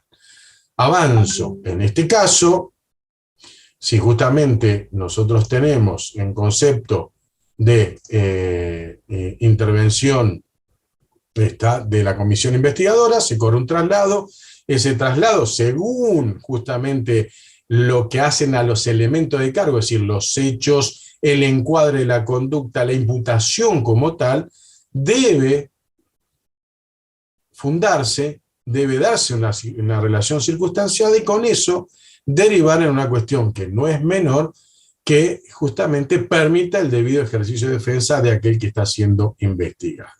Para luego, particularmente, una vez ejercido el descargo, vencido el tiempo para formularlo, automáticamente nos lleva a que la comisión elabore un informe para su tratamiento y en este caso puede generar una conclusión o recomendación respecto de lo que sería la conducta endilgada o, en definitiva, si no hay como tal conducta transgresoras de las causales previstas en el 249. ¿Qué ocurre aquí? Bien, puede suceder que automáticamente, si no estamos hablando de una cuestión penal donde haya una sentencia de condena firme o en definitiva haya una situación de lo que sería una privación de libertad, en este caso del titular del Poder Ejecutivo, se analice la evaluación producto de los hechos graves. Vieron que dije hoy que no brindar informes, no asistir como tal a tal efecto, puede ser analizado en una conducta repetida de manera reticente al ejercicio de esa función y por mandato constitucional llevaría a que ese incumplimiento termina siendo una evaluación de su falta de idoneidad y en este caso llevaría a determinar que podría claramente suspenderse en su cargo, es decir, ordenarse la medida preventiva de suspensión. Esto está previsto en el 249 como tal. Lo cierto es que toda medida preventiva tiene un plazo, el plazo se va a relacionar con el plazo que tiene para expedirse el Consejo Deliberante a través de la sesión especial y la resolución que adopte, y en el marco del artículo 250 justamente es donde se convoca a la sesión especial. Muy rápido, y disculpen, porque esto ha sido motivo de muchos fallos, y principalmente me voy a detener, sin entrar en detalles sobre el quórum que se necesita, la votación que se necesita, que es no menos de las 2/3 partes total del miembro del cuerpo, acuérdense, respecto justamente de lo que sería querer aplicar una sanción de destitución. La cuestión es, ¿qué pasa con la decisión que tome el Consejo Deliberante en dos situaciones? Cuando aplica suspensión preventiva o cuando en definitiva lleva a cabo la remoción o destitución propio del titular del Poder Ejecutivo. En este caso, rápidamente, ha sucedido que se plantea, por aquel que está siendo investigado, en los términos del 196, un conflicto de poderes. Y rápidamente les digo que en este caso hay dos situaciones a analizar. La primera, si estamos hablando de una suspensión preventiva que está sostenida en una cuestión, como dije, propia de orden público, y eso está previsto como tal en la propia ley, LOM, automáticamente, como es una causa penal, donde, vuelvo a repetir, hay sentencia de condena firme, y sobre la base también de una prisión preventiva, la cuestión que uno se plantea es otorgar la suspensión. Pero en este caso, cuando uno analiza la visión de la Suprema Corte, y más aún cuando hay destitución, esto ha generado un análisis doble respecto del artículo 263 bis, para que me sigan, que es la cuestión de la interposición del conflicto de poderes y qué efectos produce si es suspensivo iure de iure o justamente queda sujeto a la evaluación de la Suprema Corte de la Provincia de Buenos Aires el otorgamiento de una petición de cautelar sobre esta medida preventiva. Hay mucha jurisprudencia, bien, al respecto, y esta ha sido, diría, previo al 2005, casi estricta en otorgar efecto suspensivo al planteo del conflicto de poder interpuesto por aquel justamente titular del Poder Ejecutivo afectado como una decisión semejante por el Consejo Deliberante, y en cambio a partir del 2005 en adelante empezó a abrirse y dejarse de lado esta posición, casos Porretti, caso justamente Regueira, caso López de Bahía Blanca, Porretti Pinamar, y así Podemos Ledesma y otros más, que perdón que ya son 58, pero hay mucha jurisprudencia en esto, reitero, derivaron en un análisis permanente de la Suprema Corte respecto a una interpretación que habilita justamente, según el voto actual de la actual composición, a abordar si esa interposición, como bien dice la LOM, automáticamente deriva en la suspensión de los efectos, por el contrario, permite la intervención de la Corte y con su valoración otorgar o no efectos suspensivos. Bien. Si les parece bien, para ir abreviando acá, lo cierto está que cuando uno analiza la cuestión propia de las medidas cautelares que puede otorgar la Suprema Corte respecto de estas decisiones, sea por suspensión preventiva o destitución misma, automáticamente nos lleva a lo propio de cualquier análisis cautelar, verosimilitud y en este caso el peligro de la demora propiamente dicho. ¿Qué significa esto? No hay una letra puntual de la Suprema Corte que le agrega algún recaudo más, sino que en definitiva lo que está analizando es la razonabilidad a la hora de analizar la verosimilitud entre el medio y fin. Es decir, si realmente la suspensión guarda razonabilidad, motivo de los hechos que se acreditan y que los mismos llevan a una conducta grave, claramente está sostenida en la afectación del interés público, del interés institucional, propio del ejercicio de la función que debía guardar y no lo hizo, la Corte ha generado que no se le otorgue la medida cautelar si así se acredita. En cambio, cuando esto no está por lo menos en una demostración inmediata, automáticamente por la cuestión del resguardo institucional ha mantenido, bien, lo que sería los efectos suspensivos de la medida aplicada y manteniendo en su lugar a quien justamente se buscaba o suspender o destituir. Bien, ha sido un ejemplo, les menciono así rápidamente, caso Porretti. Fue interesante porque, dado que si bien había una cuestión de una investigación penal, motivo de un hecho que estaba relacionado a un denominada confitería bailable de la zona de Pinamar, llamada Q, donde justamente aparecieron videos y demás donde habría una relación con una persona y que en esto se investigó penalmente respecto de lo que sería una actuación justamente de intercambio pecuniario. Ahí, en ese caso, lo que derivó es, en primer lugar, una suspensión preventiva, si bien no se hizo lugar justamente porque las pruebas de la causa penal eran contundentes respecto de la gravedad del hecho. Luego, la situación derivó en algo muy interesante. Busquen Porretti y lo van a encontrar por internet o por la página de la Corte cuando se introduce justamente en Juba o en definitiva en los fallos del Tribunal de la Suprema Corte. ¿Qué apunto acá? De que a posteriori de la situación justamente de lo que era el reconocimiento el cese del mandato motivo de la destitución, automáticamente se había dictado en la causa penal, digamos, paralelamente se había dictado en la causa penal un sobreseimiento provisorio. ¿Me siguen? Entonces permitió que la persona no tuviera una situación, digamos, jurídica que le impidiera estar habilitado para desempeñar un cargo público. Se presentó en las elecciones para el mandato de concejal. Y esto derivó automáticamente en que ganara la lista en la que se presentó, y si bien la Corte no podía analizar una cuestión de inhabilidad sobre la base de su condición, cuando fue a tomar posesión del cargo, la Cámara que había intervenido revocó ese sobreseimiento y volvió justamente a tenerlo como tal responsable del delito que se le había endilgado. Entonces, allí se sostuvo la causal de inhabilidad en el título de idoneidad para ocupar el cargo de concejal. Fíjense, esto en el transcurso, aunque no le parezca, en el término de 2 a justamente 3 años ocurrió todo esto. Por eso es muy interesante la cuestión de la intervención del Consejo Deliberante en un ejercicio de valoración respecto a la conducta del Poder Ejecutivo. Está la causa del Intendente General de Madrid, está la causa del Intendente, como dije, una de las que más trabajo, digamos, de análisis jurisprudencial llevó, que es la causa López de Bahía Blanca.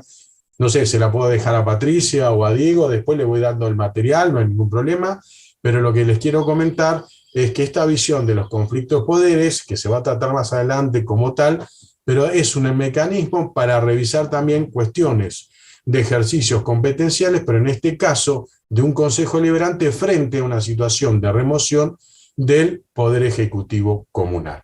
Y por el otro lado, recuerden que no está en la provincia de Buenos Aires, sí en ciertas provincias, pero se podría habilitar por intervención del artículo 67, se me va el inciso ahora, de la Constitución Provincial, como también la cuestión propia que prevé la ley orgánica municipal al habilitar lo que se llama la revocación del mandato, es decir, a través de la consulta popular, que si se está en desacuerdo del mantenimiento del mandato, de la continuidad del mandato de la persona que ocupa el Poder Ejecutivo, pueda, por una determinada cantidad justamente de manifestación de voluntad, revocarle el mandato otorgado por voto electivo. ¿Se entiende?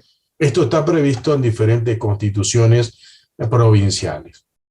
Bueno, de mi parte, ya es 1:05, les agradezco y disculpen por ahí que a lo último, automáticamente me ha llevado a la celeridad de la remoción y era uno de los temas más jugosos que quería, pero me detuve al principio respecto a las atribuciones y compartir con ustedes. Ya, muchas gracias.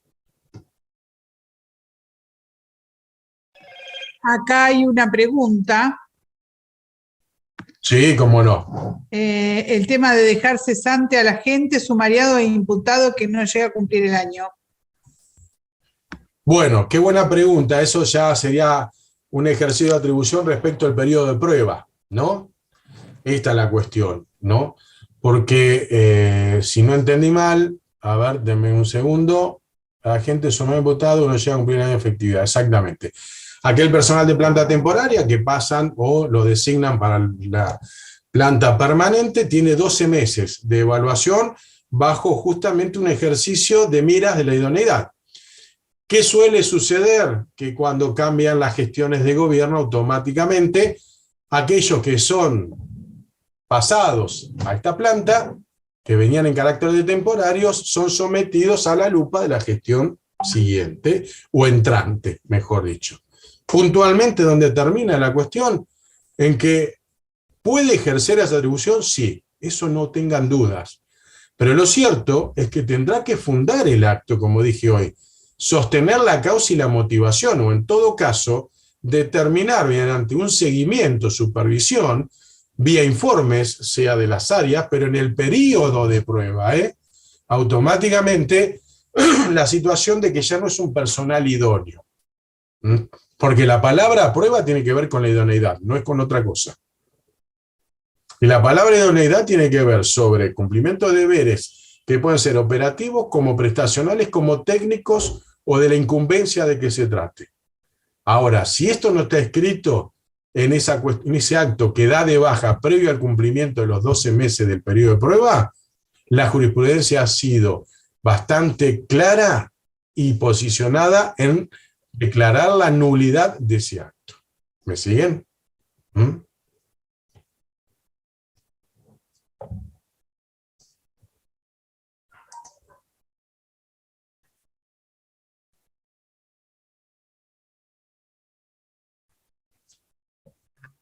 Bueno, si no hay más preguntas, si alguien quiere hacer algún tipo de comentario. Si no, resta agradecerle, doctor. Muchas gracias por estar nuevamente en nuestro Colegio de Abogados y espero que no sea la última, que podamos seguir contando con su presencia. De mi parte, Patricia, y a todos, aquí colegas, muchas gracias por el respeto y muchas gracias por la participación en el grupo y también vía de intercambio oral. Pero justamente la idea es nutrirnos. Hay mucho más, lamento por ahí que el horario nos lleve a comprimir toda la información y transmisión de la misma, pero a disposición. Y ya voy a repetir, Patricia, te pongo a vos, te voy a mandar los fallos que me restaron por ahí explicar, propio de la remoción y todo lo que es la letra de la Suprema Corte en esta visión actual respecto de las causales de remoción, del procedimiento y del control judicial de las decisiones como tal, que han tenido bastante importancia en los últimos tiempos. Muchas gracias. Muchísimas gracias. Por favor, buen feriado, buen 25 de mayo. Gracias, igualmente, y nos vemos entonces el próximo martes. Totalmente, un gusto a todos. Gracias.